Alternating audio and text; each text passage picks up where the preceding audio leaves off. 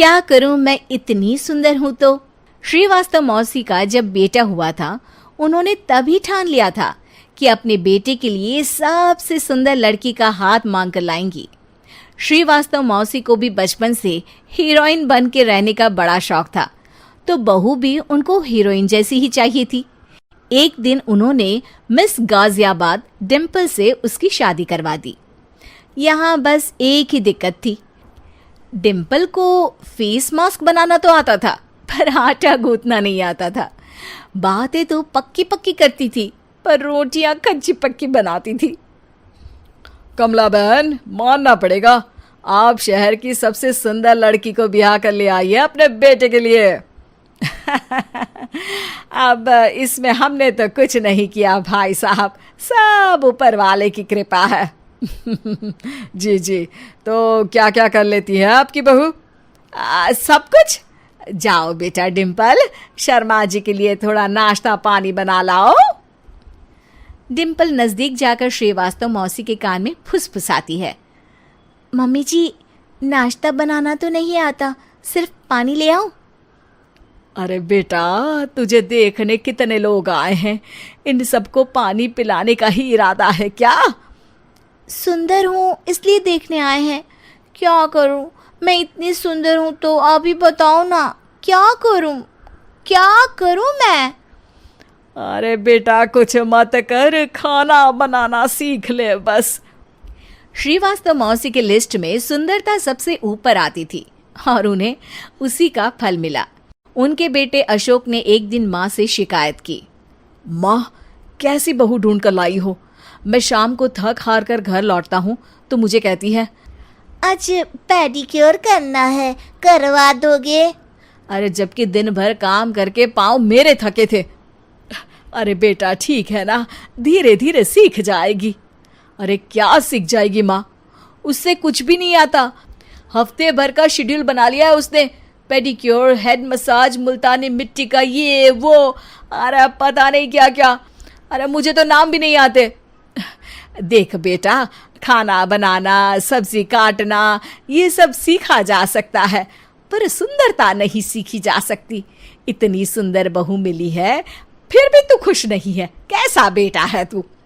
श्रीवास्तव मौसी का मानना था कि समय रहते बहू सब सीख जाएगी, पर मिस गाजियाबाद से शादी कराने के बाद घर का जो नाम हुआ है वो जरूरी है।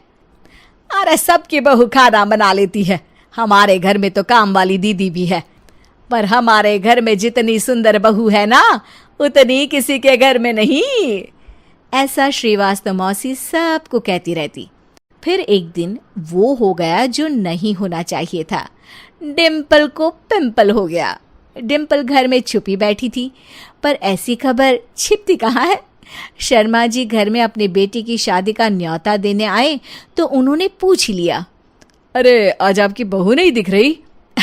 हाँ, वो ना थोड़ा काम में बिजी है, आती ही होगी। और इतने में डिम्पल सही में किसी काम से वहां आ जाती है। बस शर्मा जी की नजर पड़ जाती है डिम्पल के पिंपल पर, जो उन्हें चांद पे दाग जैसा लगता है। पूरे शहर में बात फैल जाती है कि डिम्पल को पिंपल हो गया है। ये दिक्कत काफी गंभीर थी और श्रीवास्तव मौसी को पता था कि अगर ऐसा चलता रहा तो उन्होंने जो हासिल किया था सब मिट्टी में मिल जाएगा। उन्होंने फट से डिम्पल को अपने कमरे में बुलाया। अरे बेटा, शर्मा जी के बेटे की शादी 1 हफ्ते में ही है, हमें उससे पहले ही तुझे वापस सुंदर बनाना पड़ेगा। तू बता, तुझे मेकअप के लिए क्या क्या चाहिए? डिम्पल की दी गई लिस्ट का सामान श्रीवास्तव मौसी शाम को ही ले आती है और उसके बाद शुरू होता है डिम्पल का मेकओवर। 1 हफ्ते में सारे क्रीम्स पाउडर टेस्ट हो चुके हैं और डिम्पल और श्रीवास्तव मौसी रेडी हो जाते हैं शर्मा जी के बेटे की शादी के लिए। शादी के दिन डिम्पल बहुत सुंदर लग रही थी। श्रीवास्तव मौसी को उम्मीद थी कि बस अब तो हर जगह वो और डिम्पल ही छाए रहेंगे, चाहे शादी किसी की भी हो। पर जब वो शादी में पहुंचते हैं तो उन्हें बाहर शर्मा जी लोगों का स्वागत करते मिलते हैं। अरे कमला जी, सही समय पर आई हैं, आप ही का इंतजार था। हमने भी हमारे बेटे के लिए मिस अहमदाबाद ढूंढी है। डिम्पल और श्रीवास्तव मौसी दोनों के मुंह खुले के खुले रह जाते हैं शर्मा जी की बहू को देखकर। वो तो डिम्पल से भी ज्यादा सुंदर थी। क्यों, हमने भी अच्छी बहू ढूंढी है ना? हाँ हाँ शर्मा जी, बाकी आजकल के ज़माने में सुंदरता से क्या होता है भाई? देखो, बूढ़े तो सब होते हैं। मैं तो मानती हूँ कि बस रोटियां गोल बना दे, इससे ज्यादा क्या चाहिए। सुंदरता का क्या है, ढल जाती है, पर गुण वो हमेशा रहते हैं। अरे वाह, इतना बड़ा ज्ञान आपको कोई गुरु भी नहीं देता जितना बड़ा ज्ञान आपको एक छोटे से पिंपल से मिल गया। अगले दिन जब अशोक डिम्पल से बात कर रहा होता है, कल शादी में मिस अहमदाबाद के बाद सब मिस गाजियाबाद यानी तुमको ही देख रहे थे। क्या करूं, मैं इतनी सुंदर हूं तो आप ही बताओ क्या करूं? क्या करूं मैं तो कहती हूं कि घर का कोई काम कर या फिर बाहर अपने लिए कोई काम ढूंढ ले। है? क्या कहा माँ जी? हाँ जी, सुंदरता का क्या है? कल तूने मिस अहमदाबाद से मात खाई, आगे कोई मिस हैदराबाद आ जाएगी या मिस फैजादाबाद आ जाएगी, इसलिए काम पर ध्यान दो। हाँ। और कुछ महीनों बाद, अरे बहू, काम करने के बाद तू सुंदर नहीं, अति सुंदर हो गई है।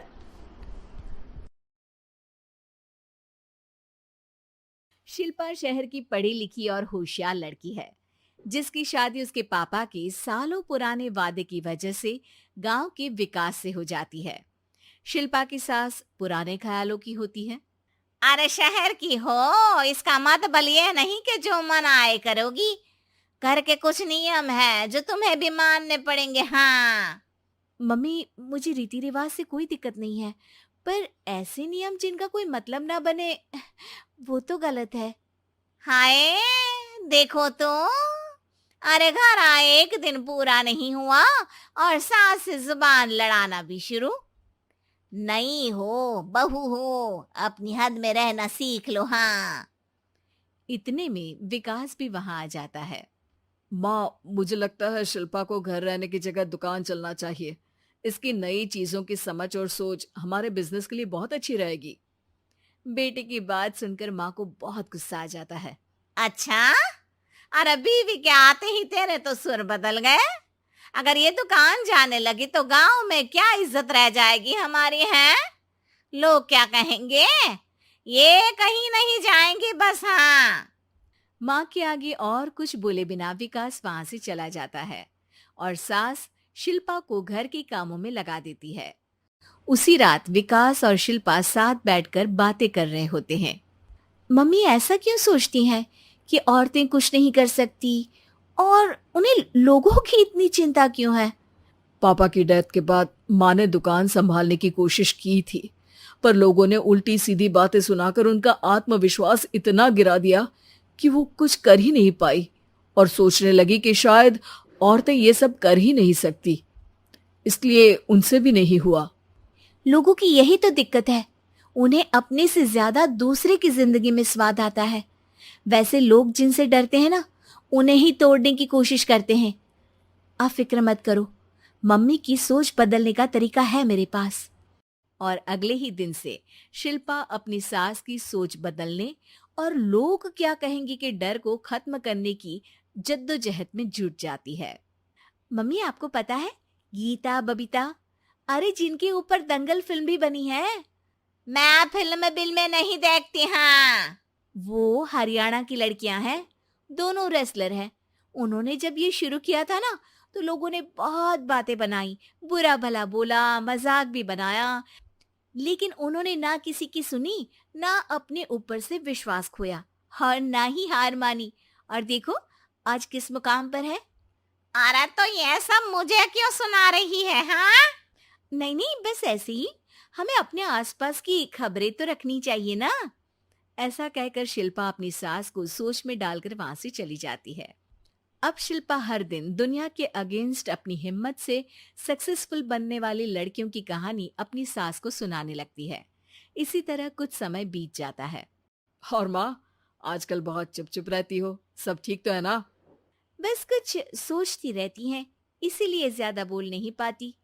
ऐसा क्यों हुआ माँ, कोई दिक्कत है क्या? अरे तेरी पत्नी ही दिक्कत है? मैंने क्या किया? अरे रोज मुझे कुछ समझाने के मकसद से एक नई कहानी सुनाती है, पर खुद नहीं जानती कि मुझे सब पहले से पता है। हाँ, तो फिर दिक्कत क्या है माँ? लोग क्या कहेंगे? अरे उनका तो काम ही है कुछ ना कुछ कहना। आप ये सोचो कि उन्हें नजरअंदाज करके हम साथ मिलकर किस ऊंचाई पर पहुंच सकते हैं। बेटे और बहू की बातों से सोच में पड़ी माँ वहां से चली जाती है। अगली सुबह सबसे पहले तैयार सास आवाज लगाकर बेटे और बहू को बुलाने लगती है। अरे कहाँ सोते पड़े हो दोनों? किसी को घर में कोई काम नहीं है क्या? हाँ, सास की आवाज सुन शिल्पा भागती हुई कमरे से बाहर निकल आती है, जिसके पीछे विकास भी बाहर आ जाता है।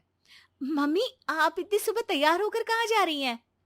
अरे किसी नई शुरुआत से पहले भगवान का आशीर्वाद बनता है या नहीं?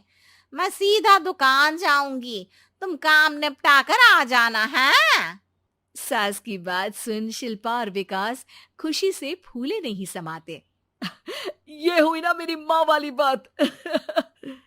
पूरा परिवार मिलकर दुकान पर काम करने लगता है, जिसमें विकास और उसकी माँ दुकान संभालते हैं, तो शिल्पा काम को ऑनलाइन डाल शहर और इंटरनेट का काम संभालने लगती है, जिसे देख गांव में लोगों के बीच गॉसिप शुरू होते देर नहीं लगती। और अब क्या विकास भाई, अकेले काम संभल नहीं रहा था तो नौकर रख लेते, और तो को यहाँ लाने की क्या जरूरत थी? इन्हें घर में जो काम बोलो वो तो सही से करती नहीं, यहाँ आकर तो तुम्हें डुबा ही देंगी। अरे भाई साहब, अगर आपके घर की औरतें सही से काम नहीं करती ना, तो हमें उससे कोई लेना देना नहीं। यहाँ आपकी पंचायत के लिए किसी के पास समय नहीं है। हाँ, करारा जवाब सुन बातें सुनाने आए लोग मुंह लटकाए उल्टे पैर वापस चले जाते हैं। वाह मम्मी, ये तो अब दोबारा कभी भूल कर भी यहाँ नहीं आएंगे। I am so proud of you. अरे बहुत हुआ, हाँ काम पर लगो चलो। तीनों आपस में काम बांटकर अपने अपने काम पर लग जाते हैं। इसी तरह दिन दिनों के साथ महीने बीतते हैं, जिसमें शिल्पा की पढ़ाई, विकास की मार्केट स्किल और सास की फाइनेंशियल मैनेजमेंट से उनकी दुकान बहुत अच्छा बड़ा बिजनेस बन जाता है, जो गांव के साथ साथ शहर में भी अच्छा खासा मशहूर हो जाता है। अरे सच ही कहते थे तुम दोनों, लोगों का तो काम ही होता है कहना। अब हमें सुनना है या नजरअंदाज करना है वो तो हमारे ऊपर है। हाँ, आपकी शुरुआत में गालियां और आसमान छूने पर तालियां, ऐसे लोगों का तो काम ही है पलटना। इनकी बातों से हमें कभी अपनी राह बदलनी नहीं चाहिए, बल्कि अगर बातें बन रही है तो समझ जाओ कि रास्ता सही है।